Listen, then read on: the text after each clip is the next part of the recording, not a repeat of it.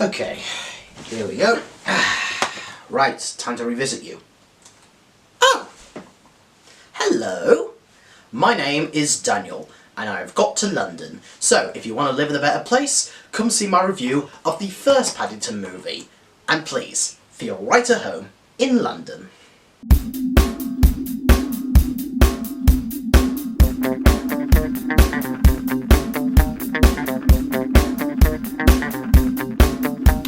The filming Daniel.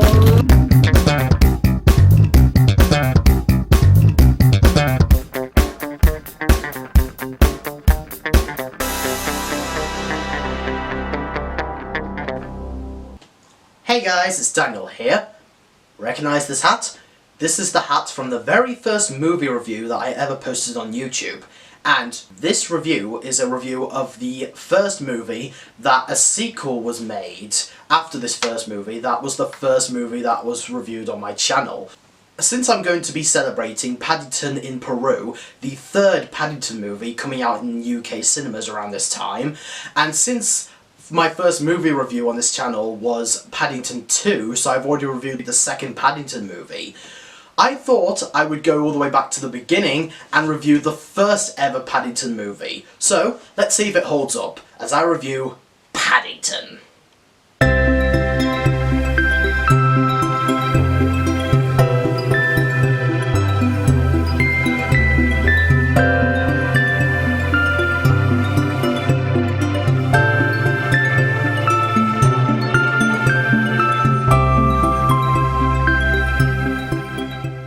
So, this film, based on the original franchise Paddington Bear, focuses on a young bear cub in darkest Peru, living with his Aunt Lucy and Uncle Pastuzo. However, after a little bit of a disaster goes through his home, his aunt decides to send the young cub all the way to London, because back in the past, an explorer named Explorer Clyde visited Lucy and Pastuzo and invited them to London. So, Lucy thinks that it would be a safe place for the young cub. So she sneaks the cub on board, and the cub travels all the way to London. While there, the young bear discovers that not everybody is willing to allow a bear into their home until he meets the kind Brown family. While Mr. Henry Brown is a little bit skeptical about raising a bear in the home, Mrs. Mary Brown is a polite and kind, heartwarming woman who takes the young bear in with open arms and gives the young bear the name of Paddington. So, Paddington tries to think that this could be his new home with the Browns, while also discovering the meaning of family and bondage with humans. But while this is all going on, a mysterious yet very cruel woman by the name of Millicent discovers Paddington is in London and wants to track him down, to stuff him and put him as her magnum opus in her stuffed animal section of the National History Museum. So, will Paddington be able to find a true home in London, and will the Browns be able to consider Paddington their new family member while protecting him against the cruel museum lady? Now, after doing a rewatch of this movie and getting preparation for this video, what do I think of the movie now? Well, still, I really liked it. I still think it's a very wholesome and endearing movie, and I would definitely like to talk about it in this video. Now, I will say that I have not seen many, if not any, TV specials or read any books from the original Paddington Bear franchise, so this is just a standalone movie for me, and I think that it succeeded very well. So you don't have to be a fan of the original books or television series of Paddington Bear in order to get into this movie. It definitely works on its own. So what do I love about this movie? Well, first off, the characters. Each character, I think, definitely has their own unique charm to them. Paddington Bear is honestly one of the most lovable animal British characters I've ever seen in a movie. He's just a wholesome young gentleman who politely asks the Browns to possibly take him in, but also is polite to other humans in the world as well. He knows that he's going to a new land, a new place in the world, with different people to him, so he knows how to keep on his best behaviour with the advice given by his Aunt Lucy. And when he gets to London, he does struggle to fit in a lot with the humans, but he still keeps to his wholesome and polite personality and has so much love to give. Despite all of his like bad luck and physical pratfalls, he still keeps up his determination to prove to London that he is no more human than them, and takes everything in London in his stride, to the point where he actually thinks that a person who is really a pickpocket thief dropped his wallet and tries to return it to him without realizing it's a bad guy. That is how humble and heartwarming Paddington is, to the point where we end up deciding maybe we don't deserve Paddington, he's too good for this world. Sure, he can be clumsy, worrisome and naive, but his energetic personality and his passion for this new human culture makes him somebody that we really want to take him as his own. And while the Browns may be a little skeptical, they still try their best to understand Paddington more, and still understand that he is just a naive bear that needs guidance and hope. Paddington may be a little naive to the human culture around him, and he can struggle to think the right options, or think that something is not what it seems, but that's so easy to forgive because he's just such a lovely and cuddly young bear who just wants to find a way to belong in this world and make his aunt proud. Mr. Henry Brown, he may be kind of like a bit of like a safety above all, because he is kind of skeptical and not very trustworthy to any kinds of human activity that could result in danger for his family, and a bear coming to his family doesn't really help, as he thinks that an animal could cause danger.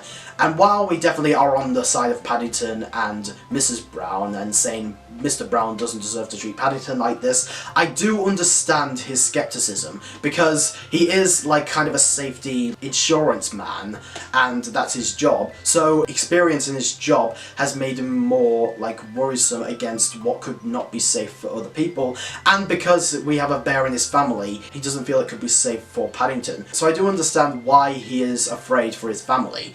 However, that doesn't mean that he doesn't have to do any kind of changing. He's still not realising that Paddington is just as like human and filled with love as any other human. So he needs to learn that, and throughout the rest of the movie he does understand that more and takes Paddington in more with open arms. And I think it's a really natural character development. Mrs. Mary Brown is my other favourite character in the movie, as well as my favourite human character in the film. I love her so much. Every time she comes on screen with her bubbly personality and her polite love towards other people, as well as Paddington, I always grin and have a big smile on my face. It really doesn't matter what kind of words her family's saying, mainly thinking that she's kind of in the clouds, but honestly, I don't really notice that at all. I just see a polite person that really wants to help Paddington along the way, and takes in a stranger that looks desperate with open arms, because she does notice like a little tag on Paddington's neck saying please look after this bear, and realising that he needs somewhere to go. And a lot of the decisions she makes could be towards keeping him safe, or to find him a home that is beneficial, but also goes along with what Paddington would like. Like when she thinks that there's an explorer out there that can give Paddington a home, and Paddington wants that, she has like the courage to go behind Mr. Brown's back and take him somewhere else other than the authorities to find evidence on where this explorer could be. And that's what makes her such a lovely woman. And Sally Hawkins does a fantastic job bringing the politeness and bubbly energy of this mother alive, and her many moments and emotional moments, I couldn't help but feel heartwarmed by her.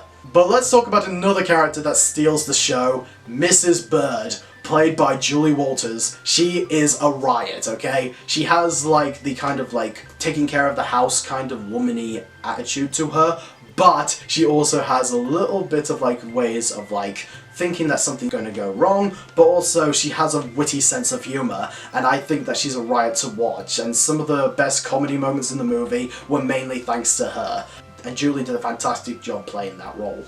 Paddington's Aunt Lucy and his Uncle Pastuzo definitely serve as positive parent figures for Paddington at the beginning of the movie, because they do give him some life lessons about what London could be like, and also treat him with so much love and care as possible. And Imelda Staunton and the late Michael Gambon, both from the Harry Potter movies, do a fantastic job voicing these characters. Then we have the villainess of the movie, Millicent, played by Nicole Kidman.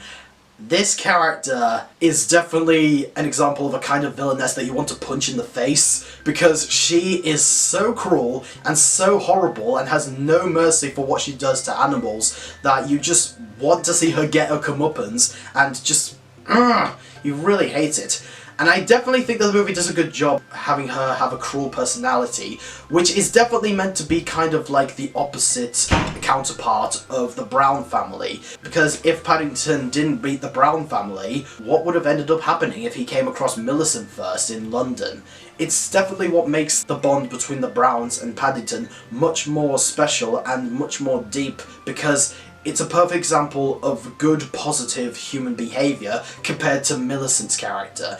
Millicent does have a backstory and a twist to her character. I won't spoil what it is, but I definitely think it works very well with connecting the kind of storyline and also opening moments of the beginning of the movie. And I think Nicole Kidman did a fantastic job and made you want to see her get her comeuppance. And I gotta say, her comeuppance was very deserving.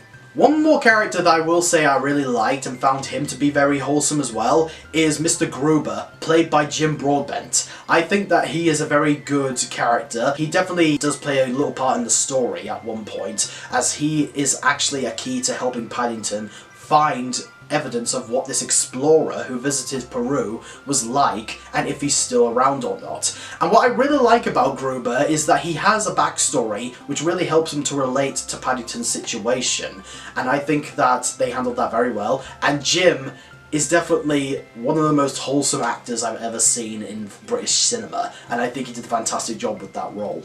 Now, so far in this movie review, you may notice that one of the key words that I've always used to describe this movie, as well as some of the characters, is wholesome. And that's exactly what this is. This is a very wholesome and heartwarming movie about human connections and family differences, but also relations, showing that even if your family aren't the same blood, they're still family through and through, as you give it your all to connect with them in every way possible. I think that they present that very well, and also shows that it doesn't matter how different you are, or if you're a different species, or if you have your own kind of hobbies or interests, if you remain a polite, kind person, there's nothing wrong with you. You're just as amazing as you are, and families will accept you. Even if they are a bit hesitant at first, they'll still accept you, even if you're not blood related. I think that there are many moments in this movie between Paddington and the Browns, particularly him and Mrs. Brown, that are directed with sincere affection, as it adds, and it has very delightful music in the background to give it its kind of heartwarming feel. I will say that I really like the cinematography for London. There are many landscape shots and very high angle shots to give a bit of a cinematic feel to London and showing what it's like. And I love that it definitely has a bit of a style with the cinematography, because whenever Paddington is writing to Aunt Lucy and we're seeing the life of the Browns in different ways, there is a little house model that opens up and shows the Browns in different rooms. And when the camera moves from one room to another, it's kind of directed with a style like Wes Anderson movies. And I think it added a little bit of a unique take to the cinematography. And the music is fantastic as well. The score is very just so delightful, and so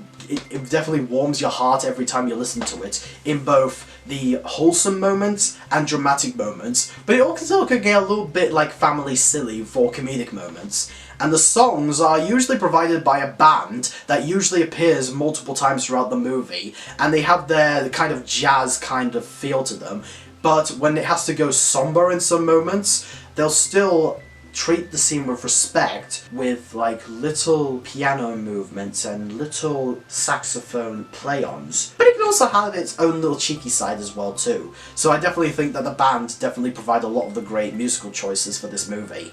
Now, as much as I think that this is a very delightful and heartwarming movie, and I think that it's still great, I do have a couple problems with it. I know. You are so shocked to hear me say something negative about Paddington. Although it's not negative, it's just something I notice. And keep in mind, I still love this film. I still think it's a really, really good film. but it's not without its flaws on a rewatch value. So what kind of problems do I have on a rewatch value? Well, I will say one thing about this movie that I definitely noticed even in the past when I first watched it. It's kind of cliche. Yeah, as much as I love this film, I can't deny that it does have a very cliche, enchanted character meets normal person, family situation story. And I think some of you might know what I'm talking about. It's basically that story about a character that acts differently to humans, or is not a human, but is enchanted, that comes into the life of a family and changes their lives in both a negative and positive way, but they soon realise that the person that the enchanted person is more than enough with their polite personality. Films like Elf or Bean. So I will say that the movie, even though it has its own unique charms to its moments and character moments, it does kind of have that predictability in the story. Another problem I do have with the film is that the film really likes to be on the nose about some of the character problems that the Browns are going through. Like, the film really likes to point out how Judy doesn't want to be embarrassed, or Mr. Brown is easily untrustworthy for dangerous situations. I will say that sometimes those moments where they do kind of address it out in a very loud and kind of preachy way does kind of make some of these characters a little annoying. I still love them at all times, but Judy particularly in the first half with her sassy attitude and kind of stubborn attitude towards her brother and to even Paddington and her mother does kind of make her difficult to like. Although I do think she does redeem herself in the second half, but in the first half I did kind of find her a little bit difficult to get into and tolerate because she was kind of obnoxious. But overall, guys, despite those problems, I will say that this movie is still amazingly fantastic. I definitely recommend it for anybody that wants to see a very good family British movie, and I definitely think it's one of the finest family British movies I've ever seen. However, one thing that I do nowadays is really look into it, and sometimes I may love the movie but don't think it's perfect and might not even know its issues, or I still love the movie and do notice its issues, because nowadays I do like to be honest about my flaws with some movies, even though I love them. And nowadays I definitely notice some of the problems in this movie than I did when I was younger, because I guess when I was younger I was too distracted by everything that I loved. Those problems being the predictable story beats and the on-the-nose and obnoxious ways they present character flaws. Again, it's amazing, I loved it. It does still have its problems, but I still think it's a very wholesome and enchanted movie with likeable characters, a strong message about being yourself and accepting others whether they're blood related or not, as well as a very charming titled character who steals my heart every time. And that's why I'm going to give Paddington a 4.5 out of 5 stars. I think it's a heck of a movie to watch, and if you really want to see the movie and if you haven't seen it yet, I definitely recommend it and share it out with the whole family. But anyway, guys, what do you think of Paddington? Do you still love it, or do you still hate it? And what is your favourite British family movie? Let me know in the comment section below. And I really would love to see Paddington 3 soon. I don't know when I'm going to get a chance to see it, and I do have more movies to review, and I'll definitely review Paddington 3 when I get to see it. But anyway, I'm Daniel, review movies, TV shows and doing videos, and really welcome you in London. Wow. I really overgrown this hat. I mean, have you seen the way I wore it in the Paddington 2 review? Man, this thing has definitely gotten shorter, or my head's gotten bigger. But anyway, I'll feel right at home in my channel as I review movies, TV shows, doing videos. Till then, peace out, man.